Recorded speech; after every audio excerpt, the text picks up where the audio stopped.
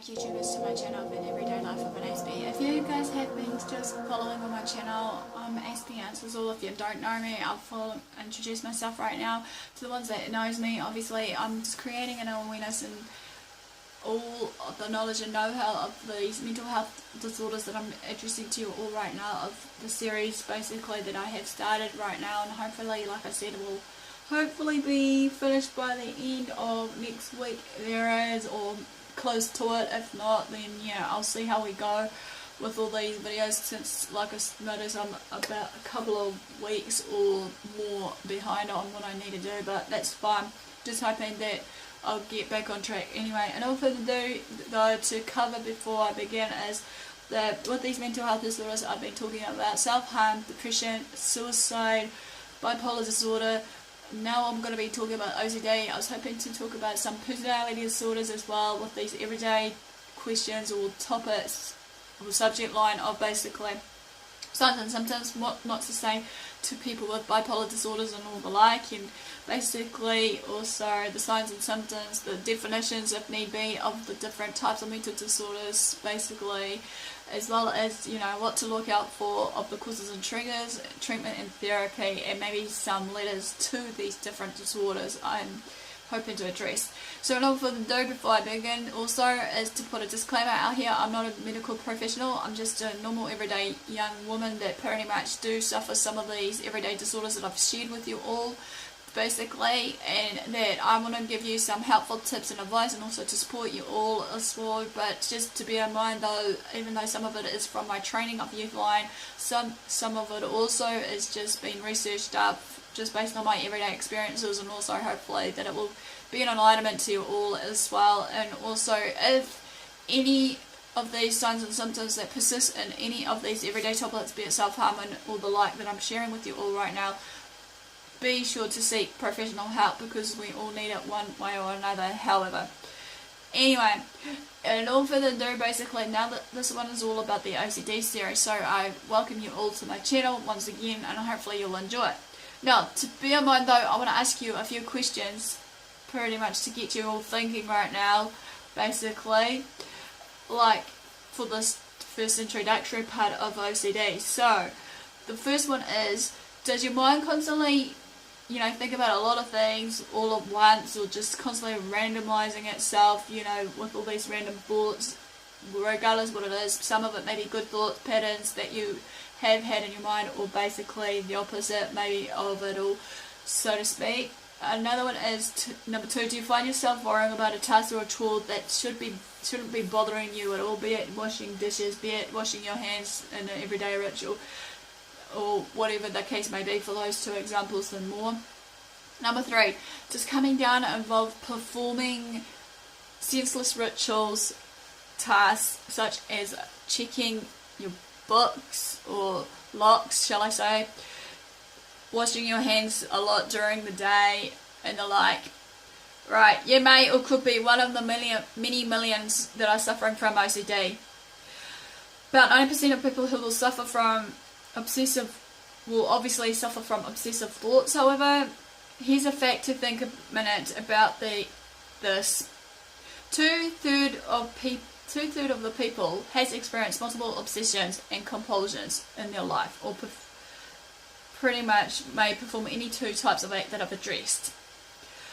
Men and women will develop OCD at approximately the same rates. However, bear in mind though, women will basically, or shall we say, OCD will occur at an early age, in the teens or even younger. It's the tender age of 3 or 4 years old. Boys, however, will develop OCD at a higher rate than girls. However, in most cases, OCD may develop or build in later adolescent years, like any other predisposing condition that I've addressed to you all, like with me, basically with my AS, with the clinical diagnoses of what I've addressed to you so far of, you know, depression and the like. Basically, it may come later, as we know that certain conditions do. Basically, so some of the symptoms of those prevailing conditions do come out later when we realise, but the earlier the better we can seek the help, you know, the better the prevention and treatment we can, you know, go for. But in most cases, OCD may develop or build later as between the tender age of 18 or 24-year-olds. Here are some important facts to keep in mind though, however, as I share this all with you about the OCD of this introduction. As we know, basically, the OCD sentence or life sentence will begin with an obsessive thought in your mind that will then create havoc or design an intrusive thought, basically, that will then appear without any warning or caution, as it's often totally at the odds of your current situation that you are facing, or that is involved or developed from a current situation, or catastrophic thinking or feeling of an event, or an event that has occurred in the past or in the present. The faults are almost disturbing, however, as they involve some natural disaster, crime, or what have you, though. Simple penance is or usually offer a solution or answer to excessive worry, compulsive behaviours, mind, and solution to prevent or stop disaster incidents from happening, however. Compulsions are usually other mental rituals and routines, obsessively counting or behavioural sequences for a sufferer, like, as I said before, cleaning, maybe, or washing your hands, or washing your kids if you've got children, over and over again.